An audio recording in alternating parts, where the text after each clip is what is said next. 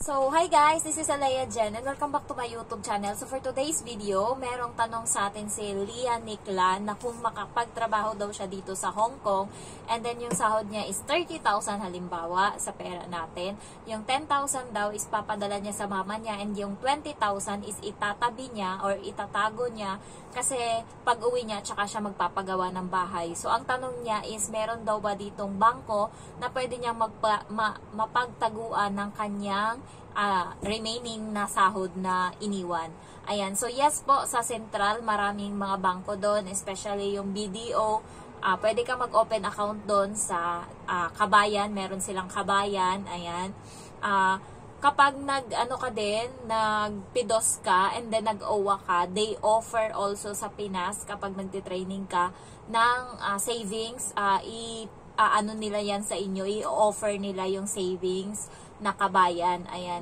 Kapag kasi OFW ka, kapag gusto mong kumuha ng ATM na Kabayan is 100 lang yung ilalabas mong pera sa Pinas. Pero pagka yung savings na ikaw mismo actual na hindi ka mag-abroad is yung passbook is 10,000 ata. Pero pagka yun nga, OFW ka, mag-abroad ka, so bibigyan ka nila ng Kabayan savings, 100 lang yung ipapaunang deposit mo doon. So, ganun sila guys. Kaya, ako, nag-open ako ng account sa Pinas ng Kabayan, pero meron din akong savings account na mismong akin sa BDO din. So, dalawa yung ATM na hawak ko, tatlo nga yan eh, na-close yung isa yung RCBC. Kasi nung pagpunta ko dito, kinlose ko. Kasi, pagka doon bumabagsak yung yung sahod ko sa YouTube, kaso ang laki ng nila, kupit. Every sahod ko binabawasan nila ng 500 and then aside from that 50 lang yung currency nila from US dollar to piso. Unlike sa BDO, kung ano yung currency na bigayan ngayon, halimbawa 55, so ibibigay talaga nila sa akin sa sahod ko sa YouTube is 55 and hindi sila nagkakaltas ng 500, kaya kinlose ko yung RCBC ko and nilipat ko yung info ko or yung sahod ko ngayon sa YouTube dito sa BDO na account ko. Ayan, sa savings. Ayan. So, yes po, merong PNB, RCBC, BPI, BDO, maraming mga bangko dito sa Hong Kong na from Pinas na nandito sila para pwede kang mag-open account sa kanila. So, marami po. Pwede ka dito mag-open. And then ako is from GCash ako eh. Ginagawa ko GCash. Ayan. So, marami akong sa GCash.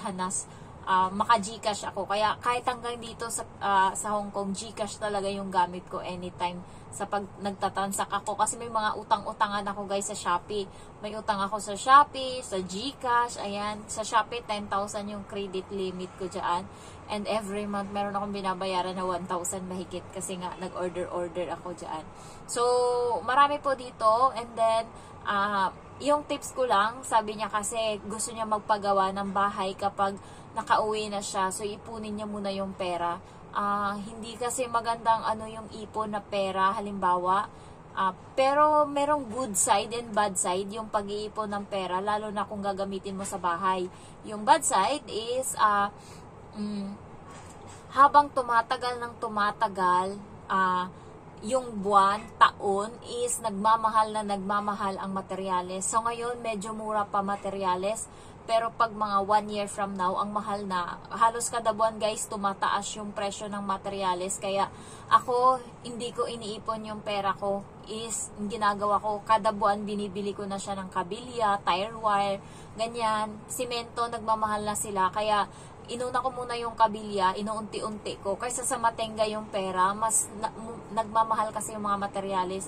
Dati guys, mga siguro 100,000, maganda na yung bahay na nagawa mo. Dati pa, siguro mga yung 30 years from now, before. So, ang laki na ng bahay mo sa 100,000, maganda na. Ngayon yung 100,000 mo, baka pa lang yung mabili mo niyan.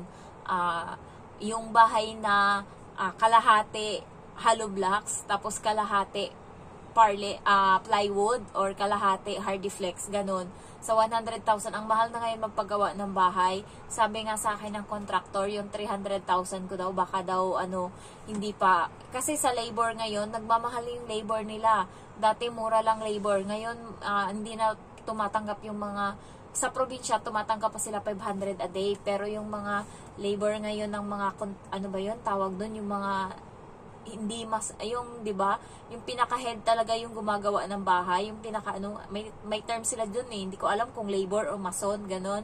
So po yun, ngayon nasa 650 na sila to 700. So nagmamahal lang lahat, kaya mas maganda kung unahin na wag nang iipon yung pera, ibili na ng mga materyales na hindi nasisira para in case konti na lang yung idadagdag mo and hindi na ganun.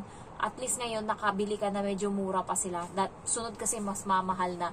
Especially kapag summer, kasi maraming mga nagpapagawa ng bahay kapag summer, kaya nagmamahal yung mga materials in demand. Ayan. And then, yung good side naman ng pagtatabi ng pera is ikaw mismo yung makasabi kung ano yung gusto mong ipagawa sa bahay, and makikita mo talaga yung perang pinaghirapan mo. Ayun yung good side ng pagtatabi ng pera and pag-uwi na gagastusin, kasi pag-uwi na ipapatay yung bahay, kasi ikaw yung magbabudget, alam mo kung saan napupunta yung pera. May iba kasing pamilya guys na kapag pinapadalhan ng pera para ibili ng materialis is kinukupitan nila, ganun.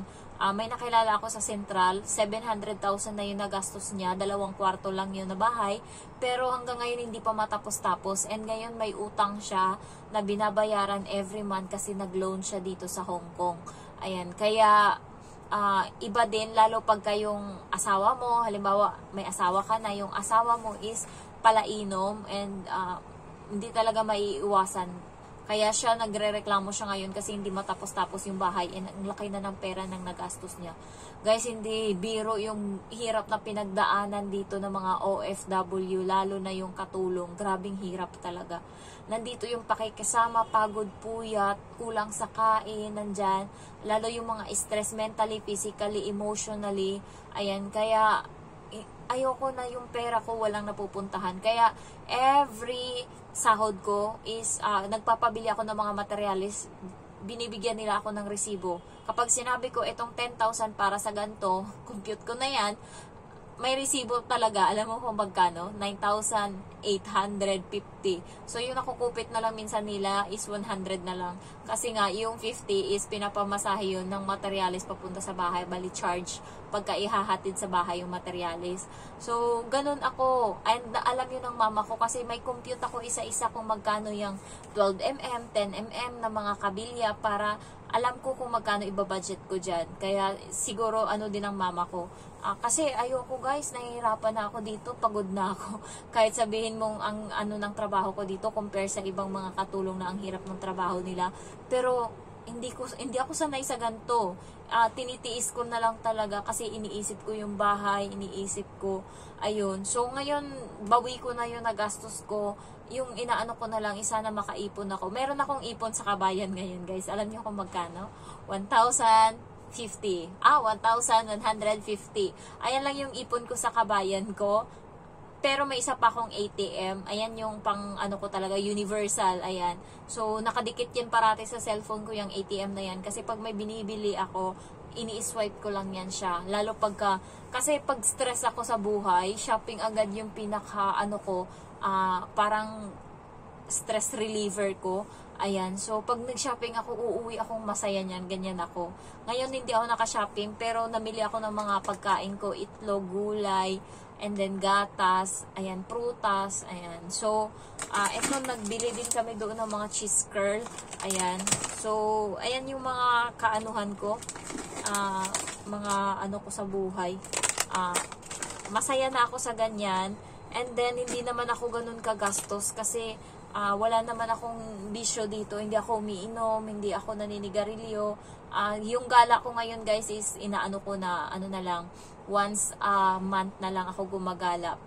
Ayan, so kanina yung ganap namin sa day off is nagpunta kami ng first time ko na pumasok ng church nila dito na yung Christian.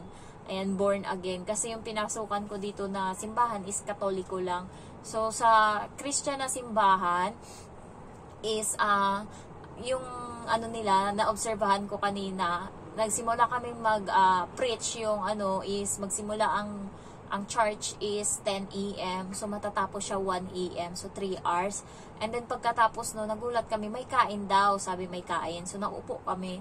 Kasi marami kaming invite kanina, 4. Ayan. So, naupo kami. Pagka wala namang mesa. May mesa, pero wala namang pagkain. So, nagulat kami, guys. May dala-dala silang mga mga bag na yung may gulong. So, nandun pala sa loob yung Tupperware na may mga laman na ulam. And yung kanin is naka-plastic siya. So, ang ginagawa pala nila, guys, is galing bahay, nagluluto sila. Kanya-kanyang luto sila, kanya-kanyang dala. So, yung kanin is nagdala sila, may prutas din.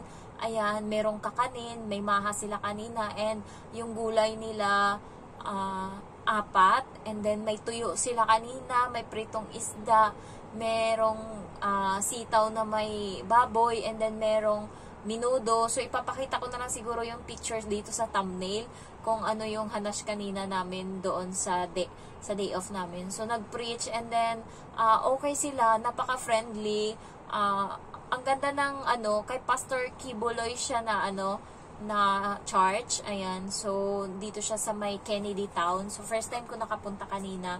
Kasi, hindi naman ako Christian talaga or Christian or born again.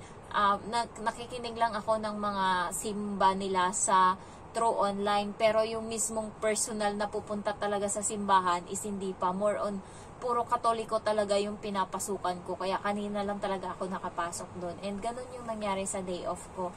Paglabas namin is pumunta kami doon sa seaside, sa Kennedy Town, and nag-ikot kami. And then pagkatapos noon is umuwi na ako. Grabe yung antok ko, guys. Kasi natulog ako kagabi. Anong oras na kami nakauwi kasi nag-traffic. So nakatulog ako 1 na kasi 12 tapos ko ng linis dito sa bahay, alas 12 kagabi tapos ako maglinis. So naligo pa ako, and then nag-ano pa ako ng mukha ko. So 1 na natapos, and then pagkatapos noon is cellphone muna ako.